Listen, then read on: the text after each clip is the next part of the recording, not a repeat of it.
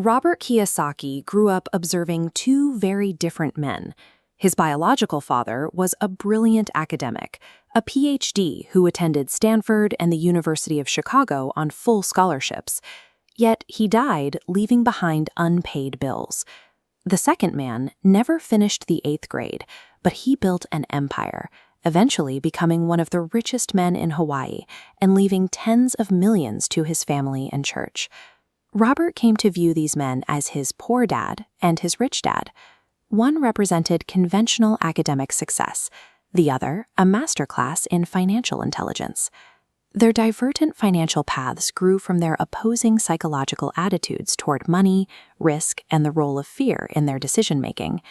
These conflicting examples suggested that the universally accepted playbook, getting good grades to secure a safe, steady job, could actually function as an invisible trap.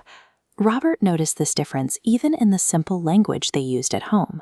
When faced with a financial hurdle, the poor dad's default response was a definitive, "I can't afford it." That phrase acts as a mental shut-off switch. It's a statement that requires no further thought, breeding a sense of acceptance and mental laziness toward financial challenges. The rich dad forbade that sentence. Instead, he required himself to ask a question: how can I afford it? Framing the hurdle as a question forces the brain to boot up. It demands innovation and actively pushes the mind to seek out a solution. Over time, these small linguistic choices program the middle class for lifelong struggle, choosing the safety of a statement over the growth of a question. The poor dad championed a traditional belief that the ultimate goal of labor is a secure, steady paycheck provided by an employer. The rich dad's philosophy was more aggressive. He viewed working for money as a form of slavery, choosing instead to focus entirely on making money work for him. As a boy, Robert learned this by being forced to work at a convenience store for free. Without the reward of a paycheck, he experienced the raw frustration of having zero income for his labor. Removing the hourly wage forced Robert to look for other ways to generate value. He eventually spotted an opportunity to collect discarded comic books and build a neighborhood library, generating cash while he was still in school. Focusing exclusively on the next paycheck keeps a worker blind to the opportunities that generate actual passive wealth. This explains why highly educated professionals like doctors and accountants often struggle financially.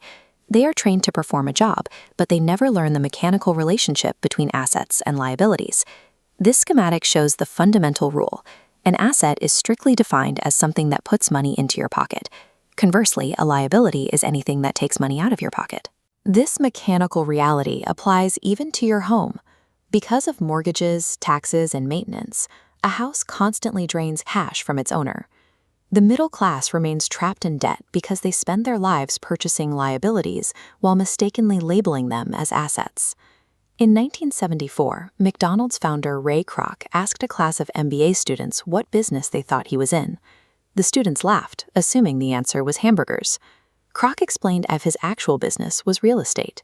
He used the hamburger franchises as a mechanism to acquire the most valuable intersections and street corners in the world. Most workers confuse their profession, what they do 40 hours a week, with their business, which is what they actually own and control. The rat race is sustained by this confusion. They enrich their employers, the government through taxes, and the bank through interest. To achieve independence, you must shift your focus away from your employer's success and start obsessively minding your own.